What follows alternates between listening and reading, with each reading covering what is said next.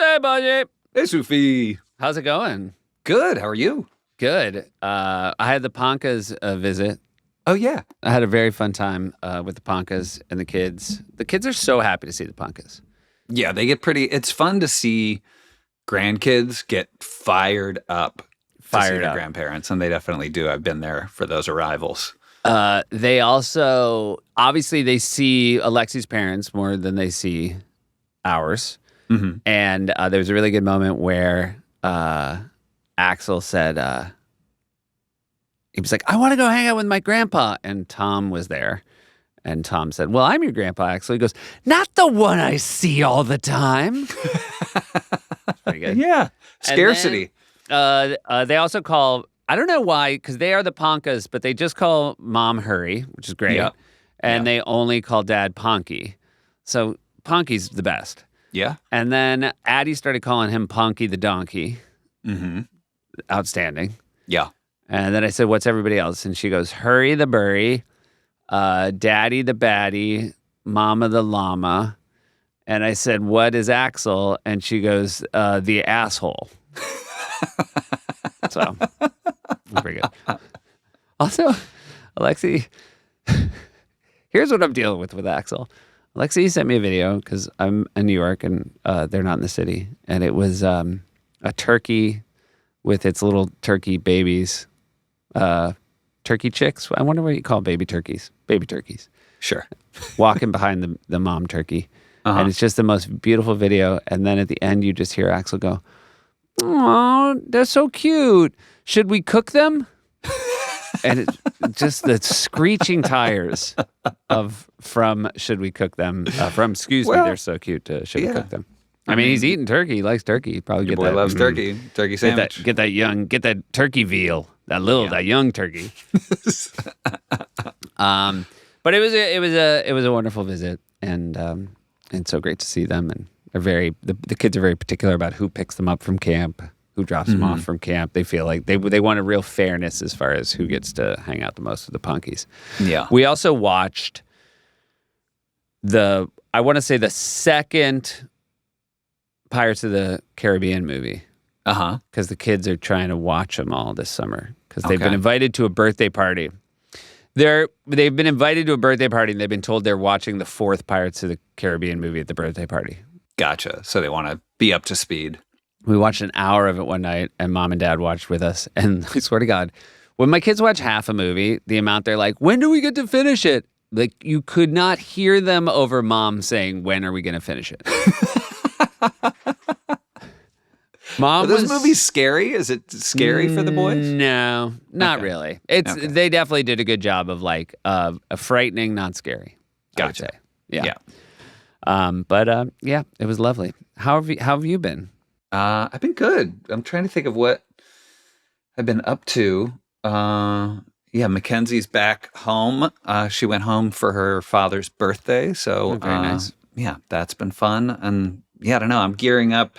When this comes out, I'm going to be like almost on my way down to Comic-Con, which we've talked about. How it's blowing your mind that I'm going to Comic-Con, but I'm going to be going down to Comic-Con. Looking forward to that. Exciting. Then I'll be coming to the East Coast in August for a big old stretch. So we're doing our live shows August 11th, August 12th, correct? No, I think it's the 12th. We're in Philadelphia, and the 13th we're in Boston. And August 11th, you're out of luck.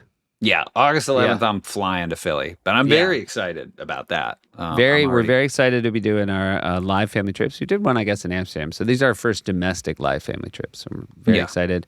Those are at the City Wineries. City Winery in Philly and then City Winery in Boston. So that's, I'm excited about those. And if you're going to the Boston shows, a high probability of a Ponky the Donkey sighting. Yeah. No, Keep your eyes peeled. Keep your eyes peeled. Ana Gasteyer joined us, and she's just wonderful. Yeah, she's the best. She's still on Broadway in Schmigadoon. She's still schmigging it over on Broadway. And, Tony nominated. Remarkably talented. And a great combo. So enjoy Ana Gasteyer, and thank you guys for listening. Family trips with the Meyers. brothers, family trips with the Meyers brothers. Here we go. Anna. Hi. Sorry, I don't have headphones. And also, That's okay. Right? Yeah, that's it. You're okay. also surrounded by plants, which I Yeah. love. I did that on purpose to soothe you. Yeah, it is very Soothing. It's immediately Thank you. soothing. Good. Anna, the last time I was supposed to see you in person, you had a Broadway mishap. What happened? Well, weren't we all supposed to get together after your show, and you you had to bail? I had to bail. That was rough. By the way, I can't believe it doesn't happen more. But did it really? It's never Did you have happened to me. It's my Did it first happen time. at intermission? It happened mid-show. It was terrible. Okay. It was terrible. I've never. Anna is on stage in the Tony Award-winning Schmigadoon. That's And right. it's a very exciting time for Broadway. Maya Rudolph is on Broadway. Rachel Dratch is on Broadway. It's true. Ana Gasteyer is on Broadway. And there was going to be cocktails. And we received a text from Anna. Tell us what happened, why you had to cancel drinks afterwards. Well, I'm glad that it wasn't explosive diarrhea because that's happening right now. And That's by the way, what everyone was thinking up till every this moment. news story keeps leading with explosive diarrhea parasite. Yeah. Like they don't even leave it to the imagination, like a gastrointestinal discomfort. They just tell you what it is. No, you know what it was? I fainted. Mid-show or off stage? Yeah, mid-show. I think I had a blood sugar crash or something. We had just been going. We went straight through, press, Tonys, opening, like all of that. And I really, whatever. We all work hard, but this was in a career of pretty busy times. This was. I didn't have a day off for 13 weeks, I counted. Yeah. Just because we were always doing stuff on Mondays, which is the one day off you get on Broadway. It's supposed to be rest day. And from speaking to you, from speaking to Dratch, who was also Tony nominated, it does seem like a totally second job that is running in parallel with being on Broadway, which is doing the award press for a show. Yeah. And they're voting on you the same time that you're doing the press all day. So the shows themselves actually matter quite a bit. Not that shows don't matter, but you have particular stress placed upon those because a third of the audience is conceivably Tony voters. So it's pretty stressful. Anyway, I was tired, and then we did the Tonys, and then the following Monday we did the cast recording, and then I came and did your show, and then just a lot of running around and whatever. And I think I just was I really don't know. It was being an active wilting flower. I felt like a cartoon. I was downstairs. There's this little wardrobe area in the underpass of our show, and we usually sit and enjoy some snacks and chat in between entrances. And I was sort of chatting, and then in fact, it was hilarious. My friend Richard Yoder, who's in the ensemble, was like, "What's everyone's word of the day?" And I said, "Purposeful," meaning I'm going to put one foot in front of the other because I was super tired that day, and I just immediately failed on my word of the day because I wilted. It was instant. All of a sudden, it was oh shit! I think I'm gonna. When you're either gonna faint or shit my pants or barf. Something was happening. And remember, I'm in a series of petticoats, a really huge wig, and hat. So add all of that already.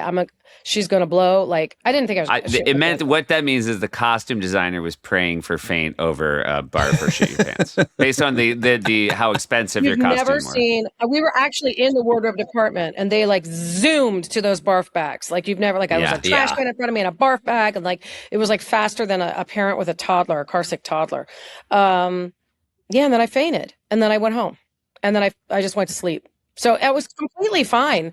I just think I was exhausted. Did you have more onstage activity to do? That's what was so insane was that I was awaiting I have a pretty light act one, and I was awaiting my third entrance, and it was I could hear the the orchestra, and I could hear my cue coming, and just the sheer panic of and then somebody be we're gonna get the stage manager because a lot of people be hey, do you think you're gonna make it? Just really stressed, high pitched crisis management, and then them zooming by with my understudy is in the ensemble, so her zooming by and then her running up and then hearing my lines out of somebody else's face. Wow. Is it about weird. halfway through the show? It was almost the end of Act 1. So, like I said, I've never done this before in my entire career. Like I've never, but it's pretty much just puking or like ankle breaks or something like that. The crazy thing is, I went to a couple nights earlier. I had been at Dratch's show, Rocky Horror. Yeah, and a similar thing happened where one of the leads made it to intermission because unlike you, a pro. Yeah, and absolutely. But I admit it. It was crazy, and I guess just back seized up, and it really speaks to understudies that more often than not, obviously, they're just seamless, and they go on, and I think audiences, especially audiences who see the first act of The Star and then the understudy, like obviously they're going to be disappointed to miss you in the second act, but they probably also leave being like, you know what, that understudy really knows what they're doing. Like it's kind of crazy. I guess I mean I was really like I just sort of slunk home. I mean I literally got out of my costume and got home. But I've been on stage before where you had a lead say something, exit, and then their understudy shows up. And it's a very funny moment because you're like, that's no longer the person I was doing the scene with. And half the time the audience barely notices. But it was just dramatic. I as Dratch keeps texting me #blown adrenals. Because I think we were both just like our adrenal. I mean, it's just so much to manage all at once. And my son graduated, my baby graduated from high school the Tuesday after the Tony. So it was like a very loaded month. And it was a great month. And certainly it was nice that Schmigadoon won Best Musical because that, obviously made it all kind of worth it. I actually kind of like it when sometimes the body of a person like you needs to be like, your work ethic and ambition are great, Ana, but we're going to shut things down for a day. My therapist says exactly the same thing. And actually what I will tell you is that, so like I said, we did the cast recording and then I did your show. And then something else. Oh, we went to O'Mary to see Maya because I knew that I had to see her before she left town and, all that. She finished yesterday, actually. So, and, with the 2 sets of 8-show weeks, like your schedules are slightly different. So it was like, I could only go on a Monday night. It was the only way I was going to be able to see her. So on Tuesday, I actually texted my co-star, Sarah Chase. I was like, oh my God, I don't think I can do this today. And, just kind of sometimes you do that and the other person is like, yeah, go get your venti coffee and meet me there, and I did. And then the same thing was true when I started the show with my purposeful word of just like, I'm tired, but I just have to slog through this. And then that was it. I think my body was like, remember that time 48 hours ago that you weren't feeling good? Like, that's what this was. So I just ended up taking off the rest of the day, and it was great. I was like new the next day. But, are you a fainter historically? Do you? No. Okay. I've Not got a buddy all. who faints semi-regularly, and he was at his his wife's birthday party, and he passed out, and everyone was freaking out, and his wife was like, no, he was due for a faint. Like, he's just a fainter. Just a fainter. No. I know some fainters. But no, it really, I don't like, it's like, I don't like losing control. What a big surprise. I would, I think what would be most disappointing if I actually ever saw you faint is that it would be way less of a stage faint. Like, I want to watch you act fainting because I think it'd be very funny doing it, but I bet the actual you fainting is scary. I've actually fainted a lot in shows. But, because it's funny. But when you get Ana Gasteyer in a show, you might even write in a faint scene. Just for the fun of it. But in real life, it is, you just kind of put your head on the table and say, don't talk to me. Funk. All right, so you... Sorry, I don't have I'm like really, I feel like I'm like... this is... it's not cool. You're on the stern If you're of watching ship. this on YouTube, you might faint. Yeah, exactly. That was it. You grew up in the D.C. area. I did. But the heart DC of proper, DC. Not even DC area. Yeah, not DC. even the area. I grew up this in is DC. like DC, like how far from the capital? Downton. I grew up 3 blocks from the capital. It's unbelievable. Literally. It's crazy. You just don't think about people actually growing up there. No, it's weird. In fact, it is weird. And I don't think about it very much. But yeah, I did. And so stuff like of course we only had stick shift cars because it was the 80s, Yeah. And like my mom taught me to stick shift on Capitol Hill, which is a terrible idea, like at rush hour. You know what I mean? So like learning how to like shift while you're going up in major, like with the, Rayburn House office building to your right. It was strange. Well, you probably got pretty good at it. Very, very quickly. Yeah. Yeah.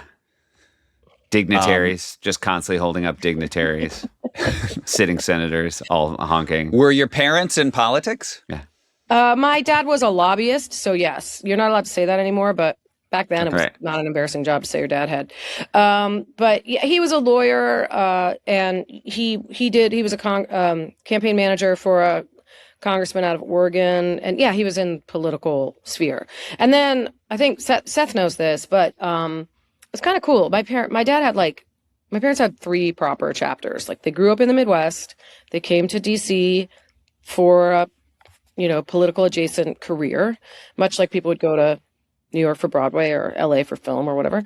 And then after we left, they'd raised us, they retreated. I guess that's not quite the right word. They relocated to New Mexico. And then my dad had a full small town politician life. He was the mayor of Corrales, New Mexico. Yeah, he was 2 which times is a stone's throw from where my wife grew up. Exactly. In New Mexico. So it's like a kind of a really rural, groovy town in New Mexico, and he was the mayor and stuff like that. So yeah, I grew up around a lot of politics, big and small. I say this with love. Can I just say and run this theory by you that people who choose to live in deserts are a little weird? Like in a lovable way. And again, my wife's from there. I love my in-laws, but like to opt into desert life is you're kind of like, I'm a little freaky. Just FYI. I guess it depends where. I mean, I think there's like a strong vein of like American libertarianism that exists because it's people that have like a frontiering capacity to go without water. Yeah. Yeah. Right. Type of thing. I don't know. It's beautiful. It is beautiful. It's gorgeous. I've kind of learned that there's what I've learned from my interactions with desert people is they're going to zig when you think they're going to zag. That's fascinating. I find that, frankly, and again, I'll probably get canceled for this, but if this is it, then that's sort of a sad state of affairs. Yeah. I find Arizona more zag with zig than New Mexico. Yeah. Right. And I have relatives in both states. But I do find it gorgeous. My son, Ulysses, which he last year did one of the most fantastic old school 17-year-old things you could do, which is he wanted to do high altitude training. I don't know why I put that in quotes because it was actual. But up in New Mexico, right? So we were looking at all these, like, he's a cross country runner, and we were looking at these camps in like Colorado and all these places. And where my parents live in Albuquerque is like almost 7,000 feet. So, I was like, you could go live with grandma and granddad. And he was like, okay. Cut to my son living in my parents' senior retirement community for 7 weeks. Oh, yeah. In the summer? 7 weeks. Last summer. I mean, that is, first of all, it's so hot in New Mexico in the summer. So but I will say, it tells me that Ulysses is serious about cross-country running, because if you wanted to be better, you'd be like, I'm going to go to the highest place that is the most uncomfortably hot. Right. We're like $5,000 for like a week.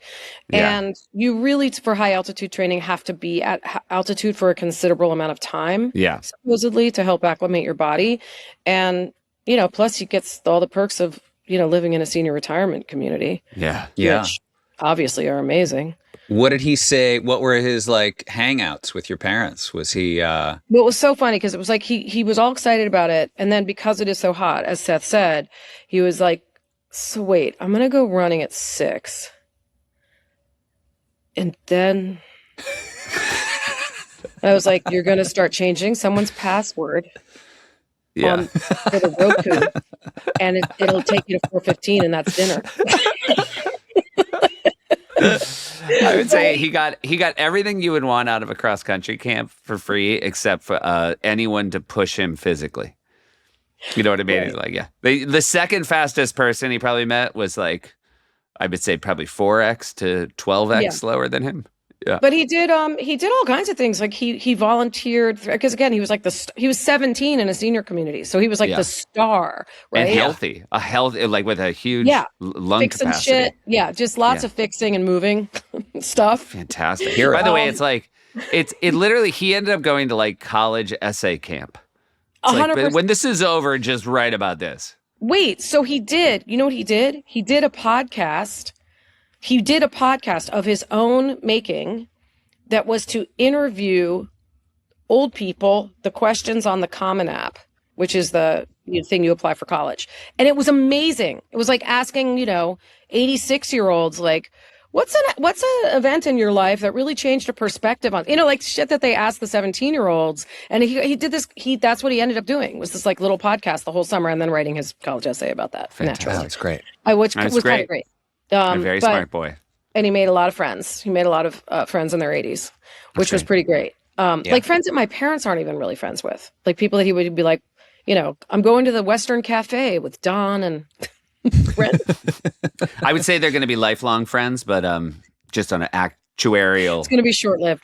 But for Don, it'll be lifelong. I think Ulysses will be a lifelong but friend. But he did volunteer crew on a hot air balloon, which is a very New Mexico jam.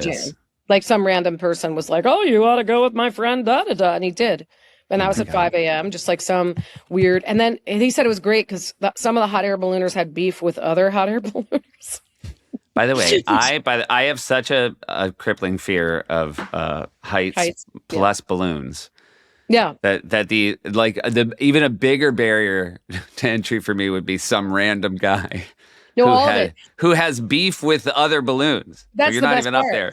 But as you know, my favorite thing on planet Earth is petty rivalry. So, I mean, also, Seth, you were in one of my best friend's favorite sketch of all time. So I know exactly what you're going to say, by the way, ahead of it. Hot Air Balloon Mystery Theater. Yeah, it's one of the funniest stupid sketches we were ever a part of. It was a murder mystery that took place on a hot air balloon.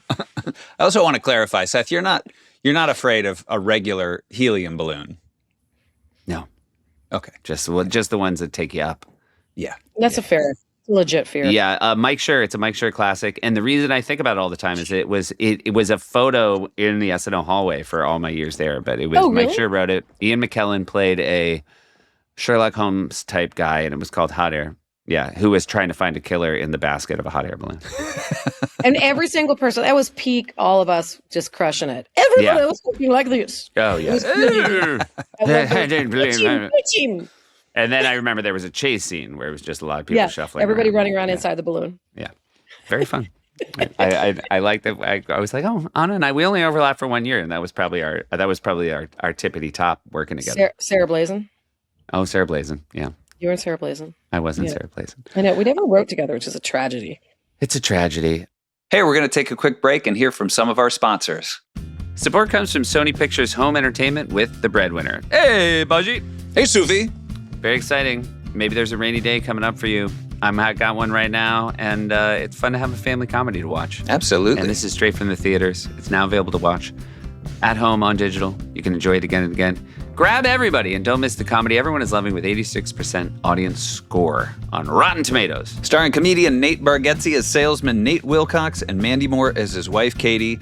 To Nate and their 3 children, Katie is the ultimate mom, but when her household invention leads to a once-in-a-lifetime deal on Shark Tank and takes her on a prolonged business trip, Nate must figure out how to keep the house from literally falling apart. Welcome to the dad era. Nobody does family comedy like Nate Bargatze. I'm constantly jealous of jokes that he writes. And directed by Eric Appel, who did the fantastic Weird Al movie a couple years ago with Daniel Radcliffe. And featuring a stellar cast, including Mandy Moore, Colin Joe, Zach Cherry, Martin Herlihy, Kumail Nanjiani, and Will Forte. Get it now on Prime Video, Apple TV, or Fandango at home. Rated PG. Support comes from Hero Bread. Hey, Washi. Hey, Sufi. Hero Bread. You're a big fan. I am. It's so nice to always have like bread, good bread on hand, and not just bread. They've got bagels, they've got tortillas, and it's delicious bread. You can keep it in your freezer. Just bring it out, thaw it out, ready to go. And not a lot of carbs in this bread, Suf. And, when we're talking about the summer, sometimes it's easy to like fall off the wagon of whatever your dietary goals are. Cookout is one of the places where that'll happen. But Hero Bread makes buns as well. I love to have them for the summer cookout because then it's you're not compromising because you're getting great flavor. And 0 to 5 grams of net carbs, 0 grams of sugar, and 11 to 32 grams of fiber. And that's, by the way, they didn't write that down for me. I could tell that just from taking a bite. Yeah, but it's good to be getting your fiber, Suf. Yeah. And just by eating Hero Bread or Hero Bread products, you're going to be getting your fiber. You can get the soft, fluffy experience you know and love, whether you're packing fresh wraps for everyday lunches or toasting up a 19-gram protein breakfast bagel. Also, Suf, just real quick heads up, they've also got some small batch drops of indulgent favorites like the popular 2-gram net carb Hero Croissant and 3-gram net carb Hero Pain au Chocolat. It's very exciting. Hero Bread is offering 10% off your order. Go to hero.co and use TRIPS at checkout. That's TRIPS at HERO.co.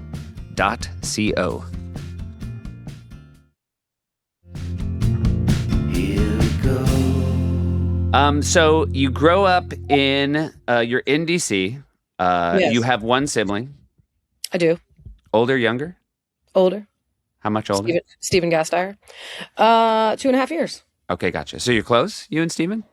We are closer than we're friendly, I would say. We're very different. He's an academic. He was in the Peace Corps. He's like super actively helping the world. Whereas I wear wigs. The wig. Were you guys, was it contentious growing up? Were you? No, we've never been contentious. We've never been contentious. But I would say we're closer, weirdly, the older we've gotten, just because we have more, I don't know, like just like helping old people and stuff like that. It kind of kicks in. Yeah. It seems like your son got the Stephen helping old people gene. He's got a lot of Stephen Gasteyer in him. He's just he's really kind. My brother's definitely the kind sibling. Like he stays in touch with the other relatives. Like he reaches out to me. I'm terrible. I'm a terrible correspondent. And well, you know what? Josh is the Stephen. I would say Josh has done a lot better job staying in touch with our extended. Is that true? Yeah, to a degree. Josh? I mean, I'm not. My board isn't full of gold stars, but I think I do a slightly better job. Yeah. In the contest with me, you're crushing it. Well, if that's all that matters, by the way. When you have one other low bar. Yeah. Yeah, he lives in Michigan. My family's spread out, so it's very American that way. Like everybody's sort of spread hither and yon, and that was kind of expected of us. Like you kind of go where work is, and so. Where would the Gasteyers go on vacation? Where were you guys getting away to? So famously, we weren't. My dad was technically a lawyer, but we were not like super well-to-do. But so there were a lot, and the family homestead, the like Gasteyer original German people that came on my dad's side, landed in Nebraska. Mm-hmm. So early on, we did a lot of car trips, not well planned and very hot. And we had a VW Bug for a long time. We would drive with 2 kids and a dog in a VW Bug. I mean, this generation, I know this is like the oldest lament in the world, but literally our activity was the game Mastermind. Do you remember that game with 1,000 tiny fucking pieces? Yeah. And we'd be in there like trying to like play mini Mastermind while driving across the Great Plains from Washington. It's like a peg game, right? Little pegs. It's a tiny peg game. Yeah. I don't even It feels remember. a little bit like it has the You Sunk My Battleship kind of. Yes. Yeah. And my memory of it only involves like VW exhaust. Right. And sort of hot plains air and a little bit of car sickness. I am not, it didn't become a lifelong favorite game. We are of the generation when someone talks about pegging, I think they mean playing Mastermind in the back of a oh my God, that's station exactly wagon on right. a long drive. That's exactly right. And it turns out, I will tell you just from some of the side-eyed looks I get from my younger writing staff, that is not the pegging they're talking it's about. It's zestier than that. It's a zestier thing. Who was the dog that was on that ride? Oh God, so many dogs. It's so weird that I grew up in like a super city urban area, but we always had my mom. This is insane. My mom bred dogs for a while. It's like fun pastime. We had in these, DC. I went to the public schools through 4th grade, and then we were like sort of airlifted out and shoved across town to these fancy schools that were like expensive. So my mom, I don't know, one of her like money-making schemes was to breed dogs. Great. I don't know. My mom was a teacher. It wasn't like, anyway. So we had these really cute, they're called Sealyham Terriers. Did you ever read the, like Where the Wild Things Are? Sure. Yeah. It's the little white terriers. They're sort of like scruffy bodies. And so I don't know, we had one. One of them won the Westminster Dog Show, and so we got one. And then my mom bred that. She was bred. I guess if you get like a purebred dog, you have to breed it by decree or something. And so we ended up having puppies, like a bunch of puppies for a while until they were sold or adopted or whatever. And then, by the way, we've always adopted dogs ever since. And then we found a collie in the middle of downtown DC. So we had her for a while. And then my mom, they adopted a rescue Whippet for my brother, who farted constantly. So he was like super skinny and super gassy. Like it was just a real menagerie. Whippet also sounds like the sound it would make. He would just like shook all the time and farted. He had a bad life. I mean, I think we saved him from his sad like dog racing life, but I'm not sure it was much of an improvement. Yeah. Yeah. You know what I mean? So what he's like, if he could talk, he'd be like, "Oh, this is because of what happened before I met you." Yeah, 100%. Or I don't even. He also, I don't know how smart he was, to be honest. Yeah. I think he just was sort of a lot of internalized trauma. So he was an athlete. Anyway, he was just an athlete first. He was a broken athlete. He'd been bred too early. So so we just had a variety of dogs, and then we would drive. My grandparents lived in the Midwest, so we would drive to visit them. But they died when I was pretty young. But then after that, we would drive to Nebraska to see these 2 old spinster aunts, like out of a Wizard of Oz or something. They were like little. They were named Aunt Henrietta and Aunt Winifred, and they had a tiny little farm in Loop City, Nebraska, and they had a barn that was complete, like at 45-degree angle, and a big old green Studebaker. And the only you would go to Phillips 76 for dinner. That would like be the big event because the Phillips had like a little like restaurant. And so we would drive and visit them, and then we did a few like Great American car trips, like the Grand Canyon and the Grand Tetons and the Badlands and a bunch of those things, which I'm super psyched that we did because we saw a lot of like American, national parks and things like that. I do want to double back to the fact that you had aunts that were sketch comedy characters. And they had little granny apple faces. Like that. And they lived together. They lived together. And my dad referred to them as his spinster aunts. And nobody knew like who they were related to or whether or not they were actually related to my grandfather. I think they were probably my grandfather's sisters. But I didn't know. Yeah. But when you showed up, they did know who you guys were. They weren't just Yeah, they knew who we were. Okay, I mean, I don't really remember. We were young, and very, very hot, because remember, it was I want to reiterate, a VW Bug driving from Washington, D.C., probably like that diesel quality. Yeah. And there was no AC, right? It was probably an AM radio. I think when you see a VW Bug now, and I think it gives you a pang of nostalgia, and you might wish you had one, but nobody wishes they had one to drive from D.C. to Nebraska. No. Yeah. Not the old variety. Like there are newer ones. Our mother had one that was like the last Bug that they made. And Did it have the little well in the back? Do you remember the little well? I don't know if the modern ones had the well. If the shape was the classic shape. Yeah. I do want to, just because we're talking about spinster aunts. Sure. Just give a quick shout out to Clusterfunk Christmas. Oh my God, which is for in this era where there's so many TV shows, our listeners might have missed the Rachel Dratch if they like holiday fare. classic. Yeah, they like holiday fare. Dratch and I wrote a parody of the holiday Hallmark movies called A Clusterfunk Christmas, and we play the sisters Clusterfunk, which is really wonderful. Fun. It's really fun to do. We have another one which I'm really hoping we get to do. We wrote a second one where the spinster aunts go to a lot of these holiday movies, it'll be like a made-up European country. Mm-hmm. So we go to a tiny European nation, and the 2 princes inexplicably fall in love with some middle-aged ladies. Oh, great. Because that's the standard of beauty there. But we go for a strudel contest. Oh, you go to a what concert? A concert? Strudel. We compete in an international strudel competition. Sure, of course. Yeah. As you do. But I'm dying to make it because there's a really good part for you. Great. You're very queen of Christmas. I was going to say, I didn't know when we were going to brush against it, but Sugar and Booze, your Christmas album, is so good.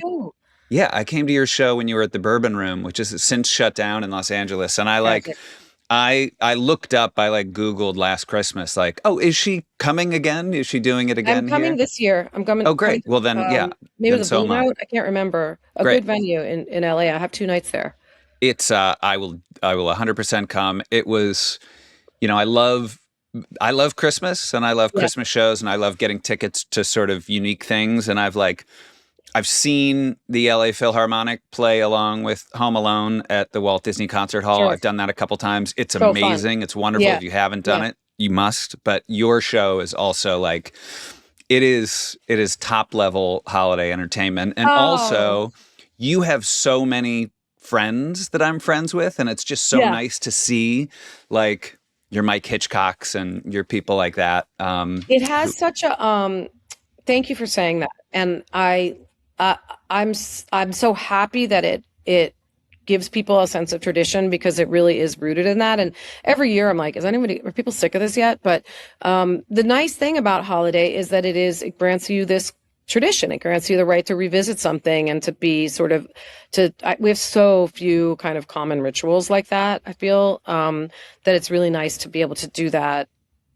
together and enjoy the same moments together. So I love it. I love touring. We have a lot of dates on the calendar. We're also playing, if you like symphonic, I'm also doing the Long Beach Symphony this year. I know that's out there. So that's, if some of the songs we now have symphonic charts. So there's a few symphonic numbers, which is so fun. Again, and me, I try to nothing cornier and more hilarious and old school than to make the orchestra do bits with you, which is my favorite. So they must love it too. That must be so fun. They're always resistant and then they love it. Yeah. I did Boston Pops a couple years ago and it was mind blowing to have, because it's just shtick. It's just literally recycled old bits, but it's very, very fun. Yeah. Did you, when you said the Great American Road Trip to the Grand Canyon and to the Badlands and Teton, was that also in the VW? Yeah. So how long is a drive is that? How many nights are you staying? We went to Montana. I mean, I'm gonna have to ask my parents. Did it feel rollicking or did it feel like just a sludge across the country? Oh, sludge. 100% sludge. Okay. Just agonizing sludge. Miserable. I remember we must have taken another car because we had a Super Beetle for a while. Oh. Anyway, all I remember is a mound of stuff. And then a bottle of Jim Beam, which my parents we would get to a motel and they would get the ice and put it in the sink and the little plastic cups and have a little Jim Beam.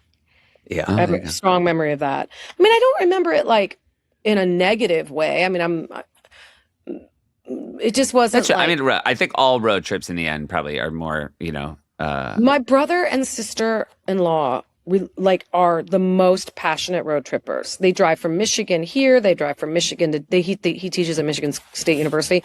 I'm always stunned by it because I'm good for about 4 hours, and then kick off one book on tape, and then I'm my butt starts hurting and I'm done. Based on who you are as a person, I could picture the Gasteyers like show tunes and whatnot, but it doesn't seem like maybe you guys were that family. We had an AM radio. It was 70s. Remember? Yeah. So could you even find, would you find a music station on the AM radio or just to have something? I really wish I had better stories. I think that's okay. Probably sang 99 bottles of beer on the wall. Yeah, that's it. That's how you know things are dire. Yeah, that's rough. I remember that's what the Jim Beam's for. Yeah, totally. I mean, my family, do you guys do car trips with your kids at all or families? We don't. I would say 4 is about the limit that we do. I don't think we've done anything longer than that. Yeah. Yeah. I drove cross country, but just me and my dog. So that's different. That's a whole different deal. That's a whole different thing. That's a different book. Yeah. Have you done it with your 2 kids? Do you and Charlie take them on the road? Because we tour, when I tour as a singer, or I'm sure you do stand up or whatever, I've done years where I've tried to arrange it around regions. So like we had an amazing trip that was Memphis, Tallahassee, Tampa, like sort of the South, like Georgia and whatever, I guess you would call that the panhandle, where we'll do those drives so that like, so you can drive up the Florida Central Highway, which sounds insane, but like you can stop and see alligators and like, there's a ton of like crazy good Southern cooking and things like that. So we'll have trips like that. And we've done a fair amount of Western because as I mentioned, a lot of Charlie's family lives in Arizona. And then I have family in New Mexico. So we've driven we did an amazing trip one year where we went from Albuquerque. There's a lot of there's Carlsbad Caverns. I don't know if you've ever done that, which are these buried caves. And then White Sands. Have you ever done that, Seth? No, it's talked about it all the time. Yeah. Yeah. If you're ever in New Mexico, it's a good getaway from your in-laws. And it's also beautiful. It's really weird and beautiful. Yeah. We did that drive and then we drove to Marfa. We drove down to Tucson and then to Marfa along wherever that is in Texas, the bottom of Texas, basically. It was gorgeous. Now, what are the vibes in the car with your kids? I mean, obviously this is a different era. Yeah, different era. I do like a ton of research on a fun bonding book on tape, like a Tony Hillerman. I did Tony Hillerman mystery that way. Nobody listens but me. And then I talk about it the whole time. I wonder if it's just. And then I'm like, I just loved the book. How I'm that lady, These red rocks remind me of that one scene. We did do books on tape when we would go on drives. When we would go skiing, and it was like 4-hour drives to go skiing, and we'd wake up, crack it on, and we get in the car, and we would listen to books on tape. And I mean, obviously, pre-phones, there were no distractions otherwise. Yeah, and I loved it. I know we did. We actually read Hatchet. You know, the one where the kid gets lost in the wilderness. Anyway, that's a good YA book. We listened. So with my parents, we drove to Durango once just to see like an old Western town. We've done some field trips in New Mexico too, and there's a lot of like Chaco Canyon and like those cool. There's some wild like not prehistoric, but ancient ruins and things like that, which are cool in New Mexico. But yeah, my book on tape thing, and Josh, tell me if you think this is true. Like I aspired as a kid to have the same taste as my parents, as our parents. Like I wanted to like the things they liked. Yeah. So I would like push myself to like maybe get past the initial like resistance to like listening to like Jeeves and Wooster stories until I sort of fell in love with them. Whereas I feel like my kids, anytime I'm like, I like this, they're like, fuck you. But by the way, you were probably like that too, and then later you have appreciation for it. Do you know what I mean? Yeah, you don't remember that you were probably scowling.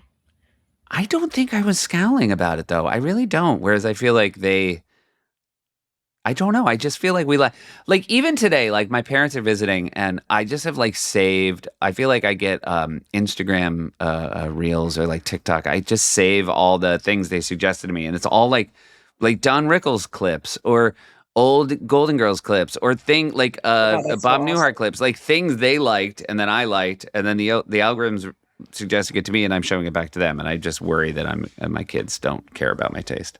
They don't like Don Rickles? No, man. They will eventually. They'll get it eventually. I think your kids are a little too young. Also, I think that your kids have so much more access to audiobooks now. Like right. They listen there. Your eldest, Seth, like actively listens to audiobooks. And it was sort of, we didn't. That's true. So he understands. We didn't even know about them. We didn't know that they existed, right? My mom would have to go to the library and get a bunch of cassettes. Tapes, yeah.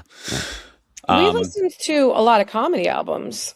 Our whole generation did. I mean, that's something you could probably play for the one who does like audiobooks, you just slip them in there.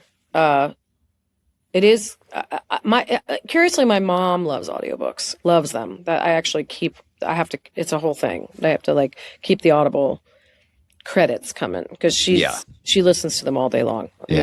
All day long. Yeah, which is great. Real quick question. I know we've talked about it before. If you listen to a book on an audiobook, would you tell people you've read it? Would you use the word read?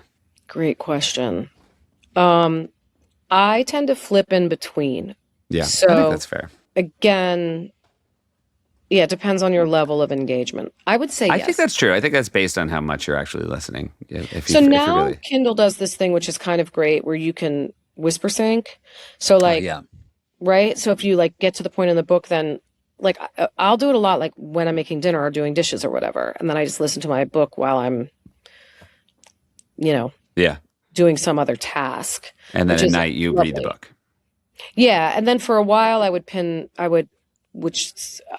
could only go on the treadmill if I was listening to the thing. Like I would try to tag, habit combine or whatever that's called.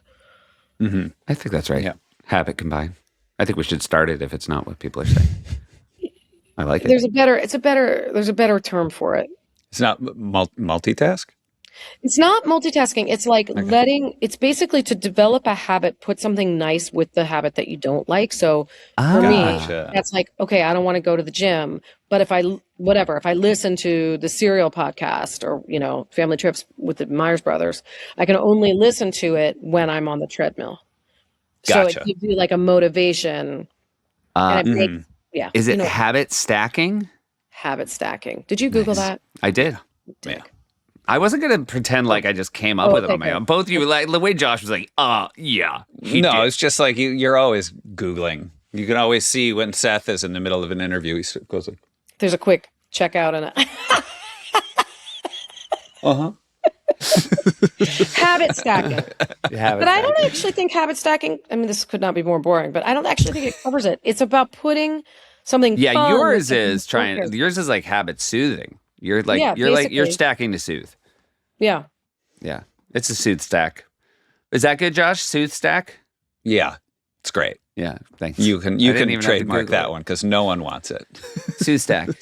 If you Google soothe stack, I hope it says I came up with it. Really? I have a really good friend, and this is not at all what we're talking about. I'm just going to say it. But we're not that organized because of show business ruining every vacation always, and or just like having to integrate a lot of our travel around work, like just sort of making the whole thing kind of paste itself together, which I realize might just be a me problem. But we have a good friend, and there's something I wish I'd always done, which was such a great, when, there's school holidays, there's like the winter holiday and then the spring break or whatever, the midwinter and the spring. And every midwinter they would do an American city, and every spring they would do an international place for travel, which I always thought was so cool. Like, it's just a cool way to like define making sure your kids see the world, Yeah. It's also just a good way to put a marker out there. Mm-hmm. Hey, we're going to take a quick break and hear from some of our sponsors. Support comes from First Leaf. Hey, Pashi. Yeah, Sufi, how are you? I'm good. You know what I enjoy at the end of the day, Pashi? What's that? I like to reflect back on how close I am with my brother. Oh, that's nice. With a nice glass of wine. Oh, yeah. But I get a little intimidated by wine, Posh, and, which one to pick, what's good, what's bad. Yeah, Sometimes we don't know. Forget. We don't know. Yeah, we're not that. We're not schooled. No. We're not oniophiles, I think is what they're called. Yeah. First Leaf solves all these hesitations you might have. They deliver premium wines straight to your door every month. You answer a quick quiz about your preferences, and they will start sending you personalized selections you're guaranteed to love. No more guesswork. No more settling. Yeah. First Leaf works directly with wineries, which means we get access to award-winning bottles, including wines we can't always find at our local stores, at prices well below retail. Better wine for less money. It's kind of a no-brainer, Suf. Also, they send, this is the best part, every box comes with easy-to-follow tasting notes and pairing suggestions, and that's when you feel like a king. When you're like, not only do I like this wine, they're going to tell me what to pair it with. And they have a delivery schedule. You can adjust, need your wine by Friday. They're going to take care of that. Going on vacation, need to skip a shipment. They're going to take care of that too. And if a bottle doesn't hit the mark, 100% satisfaction guarantee. They'll make it right. You definitely don't get that when you buy wine at the wine store where everybody's like, no return. If you want better wine that actually fits your taste without the hassle of hunting for it, First Leaf makes it incredibly simple. Stop settling for wines that don't quite hit the mark. Head to tryfirstleaf.com/trips to sign up, and you get 50% off your first box plus free shipping for an entire year. That's tryfirstleaf.com/trips. Tryfirstleaf.com/trips. Here we go. Do you feel like you have a peak vacation you took with your children? Like if we were to ask them, like, what's the greatest family trip you guys ever took? Oh my God.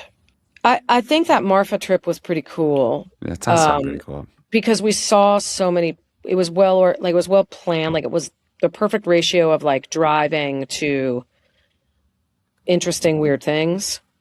The food was great. And it was like a good combination of like, we stayed at a hotel called the Dusty Boots. For some reason, my son always brings up Dusty Boots. That's great. Our parents once ate at a restaurant called Krabby Bill's. And I feel like it's just like completely entered our vernacular. It's what we call someone who's in a bad mood. They're Krabby Bill. Oh, well, you got to pop by Krabby Bill's. Yeah. That's like on the way up to Cape Cod. They have that old English lettering, because to indicate that you're in an old timey place, and you always know you're close when you hit the Oysterhof. Like, we're almost there. Hey guys, it's the Oysterhof. So stupid. But yeah, I think my kids probably really enjoyed that. And we did London. I've only been to London once. So I sort of had a moment of like, we have to go to London because nobody's ever been to London. But it wasn't like we did a lot of like activities on that. And we did like Sherlock Holmes house and like some cool, a lot of Harry Potter and stuff like that. But I bet my kids really loved that trip the most. I don't know. My son is like super happy, just like some years just renting like a big dumb suburban house. Like sometimes we've done that because my family's spread out, and I'll be like, we're all going to Phoenix. Everybody meet in Phoenix, and I got a pool and a basketball hoop, and sometimes those trips are like more successful with just people not in their own space, and so nobody's like feeling responsible or like they have to fix things or plan things or some of those trips are weirdly the most relaxing. It is true. Like, I think sometimes when you take your kids on a vacation to someplace that everybody is going on vacation, like that's when you're in a tiny hotel room and the vibe is like, all right, guys, we got to get out. Like get the most bang for our buck. Yeah. Whereas like if you go to a bigger house where there's a foosball table, heaven. And they're just like, and they don't want to leave. In fact, that was a Christmas and I just basically everything we ate was from Costco. I was like, we're getting everything in the first Costco run and we're all going to enjoy it. Yeah. And then we did a lot of puzzles and movies. It was great. It sounds really good. Do you guys play games or are you more puzzle? Yeah. Okay. What are your games? I'm like an old sort of alcoholic who enjoys a late night puzzle. Like, just like, I'm going to stay up and try to get this corner. Do you have a big spatula? No. What do I need the spatula for? I heard of this group of puzzlers that I think Kevin Nealon's actually part of and Jack McBrayer. And they have like a huge spatula, like an oversized spatula to like move a section of the puzzle that is ready. And you can move it over in front of yourself and be like, I'm going to work on this section now. But it's like brilliant. Yeah. I've spent a lot of years and unsuccessfully so trying to figure out like the perfect puzzle table vibe, what can move with you sections. That's great. I can go into a really happy place. I dream one day of having like like being that kind of person. I was just like the puzzle area of my home. So I puzzle. Everybody says they're interested. They do 2 pieces. They usually take credit at the end. That's the other thing. Sure. Like, yeah. Like, hey, I finished it. Nothing more enraging to somebody who's been working on it for 4 days. But we do play a ton of games. Yeah. I love games in the summer, especially. What's your go-to? I like all word. So I like all word related games. I love like categories and like listicle and Balderdash. Are you a Balderdash fan? Love Balderdash. And actually one of the reasons I love Balderdash is because of the way that it's a very well designed game for multiple ages. Yeah. So that you can deliberately pick the definition that the 9-year-old will get. You know what I mean? Yeah. Or won't get or whatever. It's nice so you can like play with lots of different people. I've had lots of fun. I don't like games that are. I don't like Mafia or like Traders. I don't like things where I have to like lie to people. I hate it. Yeah. I hate it. I hate it. I've always hated it. Me too. I feel so validated right now. I hate the way I remember. I think I maybe just played once in my life, and just everybody, the way that people are like, "Look at me, I'm your friend. Would I lie to you?" I'm like, "Of course you would." Yeah. It's the game. Like, It's what are we doing here? the grossest feeling. And I hate when I am the trader. Like, and it's upsetting because it's so in now. Like, not like I'm sure people say to you, like, you should go on Traders. I'm like, absolutely never. And I know whole friend groups. I mean, you probably know them, Josh. Like my friend Tony, the one who loves Hot Air Mystery Balloon Theater, like that like his entire friend group is organized around Mafia. And every time I go to LA and I stay with him, I have to like participate in. And I don't like playing games where you can't chat a little bit. I like the social aspect, so I don't like it when people are like, "Shut up!" Like that rules out a lot of arts because people playing bridge and stuff. They get really serious. Like you can't. Yeah. Just there's no chit chat. I love Jenga for that reason. Jenga's great because you're just sort of you have this thing in front of you, but there's no conversation has to stop. It keeps moving. But I like hearts in that you play a round of hearts and then you talk during that's true. The show. Like I'm fine with that, but you know. And hearts can go on for hours, which I like about it. Yes. Like if you wanted to play hearts, if it was raining at like a beach day, you could totally play hearts all day and be fine. It's a rainy beach day where I am, and my parents are visiting, and we've already played hearts. I love it. And, swinging back to your the national park trip with your family, were your parents like, let's get into the Grand Tetons, let's really like hike in here? Or are you guys sort of going to parking lots? Vista points? Near the big stuff. And like, are you a hiking family or a Vista Point family? Yeah, that's what I'm asking. We were a Vista Point family, and I still am a Vista Point family, which is weird because like our best family friends who we travel with, we ski with them, and I love it. Early on, they're like really avid skiers. And I hadn't skied. Sorry, I'm going afield. May I go afield? Go afield. Permission to go afield. Permission granted. So I feel like you'll enjoy this. So we skied on and off growing up. East Coast skiing, as you know, is kind of a shit show. It's really icy. Like there'd be like school trips and stuff. And anyway, I wasn't like an accomplished skier, but I enjoyed it. And then at Northwestern, where we all went to college, my RA had grown up in Utah, and so my sophomore year, he was like, "Hey, come to Utah, and we'll all ski for spring break." We did. We like went and lived in his basement and skied super cheap, super fun. Anyway, then I met my husband, who has incredibly strongly held opinions. Like he doesn't have a lot of them, but they are passionate and deeply meaningful to him.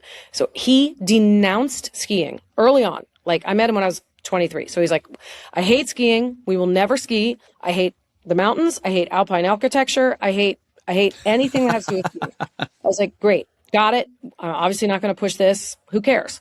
And then 30 years later, I was 49. My best friend was like, "Hey, we have a ski house." And our boys were best friends, and they were the same age. And, you know, like boys, you're like, "What are you going to do it was like a vacation coming up." And she was like, "Come, stay with us. It's super fun. It's in Montana. It's so beautiful. The boys aren't ski at school all day. They'll have the greatest time." And I was like, "Okay, but my husband really hates it." And then the dad was like, "I hate skiing too. I just ski in the morning. And then I like cook and make beer and drink beer in the afternoon." Charlie's like, "Great. I'll do the beer and like cooking part." Anyway, by the way, we get there, 30 years lapse between the two times. And skiing is like a bicycle. If you've done it, you get up pretty quickly again and you're like, "Oh, wait, I kind of remember how to do this."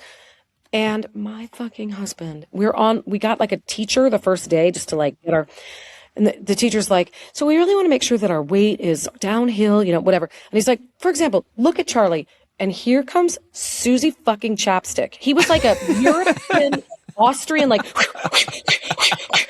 heading to, I was like, "What? You hate it and you're amazing at it?" Like, it's so not fair. Anyway, but the same family loves travel and they're really like good at it. And, you're like the organized friend who's like great at planning the trips and everything. And so she quickly, and it was terrible because it was like the wrong brand. Like they just assumed because we did the skiing part that we would want to do the like Galapagos and like, inner basin of the Teton trip, which we just really are not. So I've just done nothing but disappoint that friend pretty much ever since.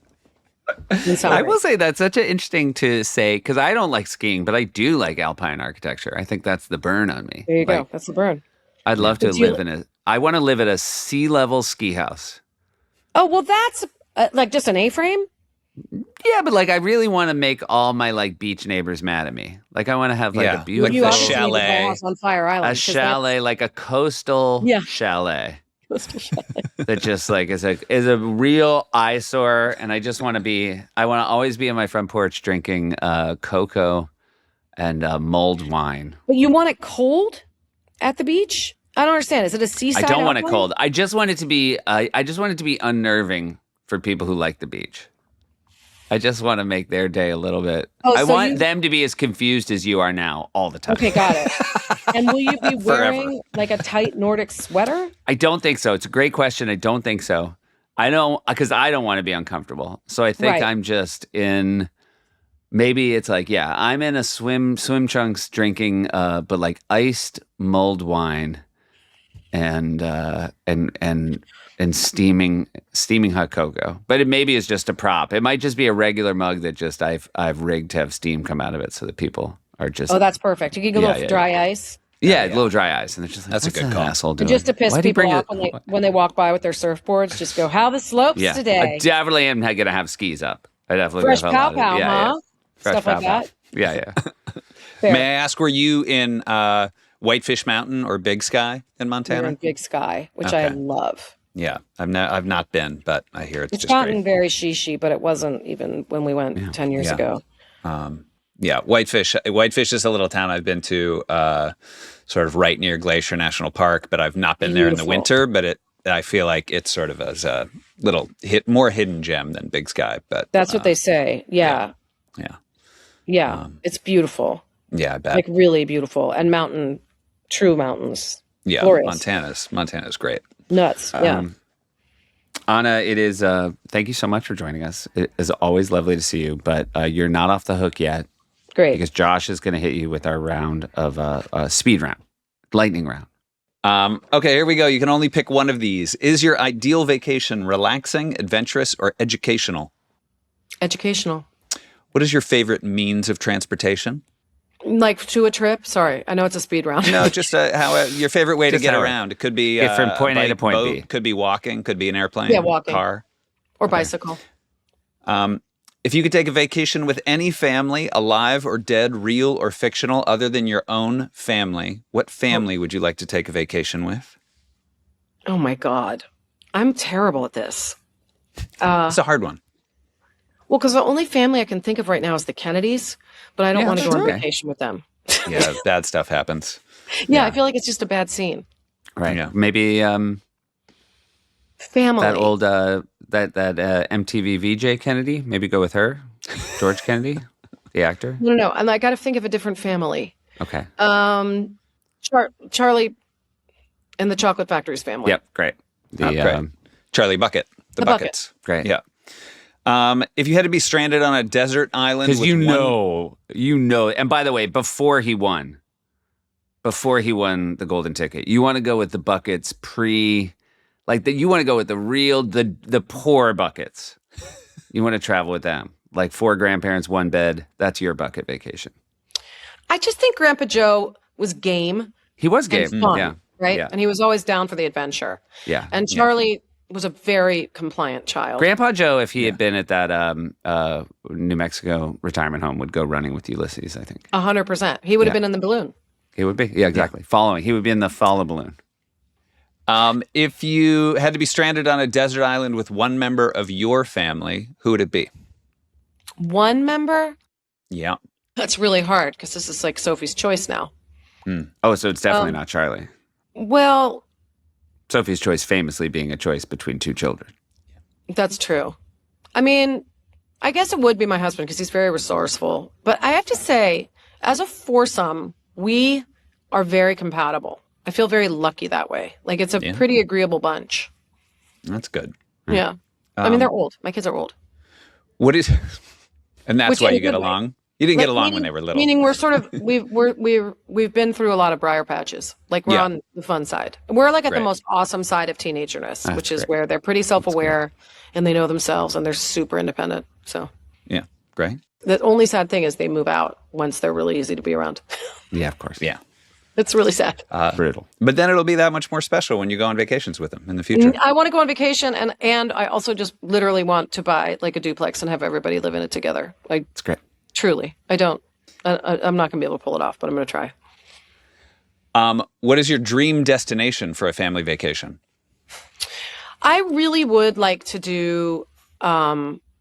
this isn't the question you're asking. I'm a terrible guest. I apologize. I would like next to do one of those like biking through Norway or like, I'd like to sort of do like Ireland but I like to have like a little activity with some history and a shitload of good food. That's an excellent answer. I want to do that. A bike through Norway sounds fantastic. I don't know if Norway, like I'm just like a cute bucolic area, Slovenia. Right. I don't care. Just like little castles and inns, food, cheese, wine, and a small amount of physical activity, so you feel, like you're taking in the view. And you are from, is Washington, D.C. your hometown? It is. If you had to get more families to come visit Washington, D.C., how would you sell that town? Oh, boy. The biggest thing is this, recent events notwithstanding, the Smithsonian is free. Mm-hmm. Yeah. It's good. The Smithsonian is free. I mean, it is for years. I mean, depending on what's going on in Washington, it is. Those museums are incredible, and I grew up going to them with amazing regularity because I grew up right around them, and they were like what you would do on a Saturday because they are free.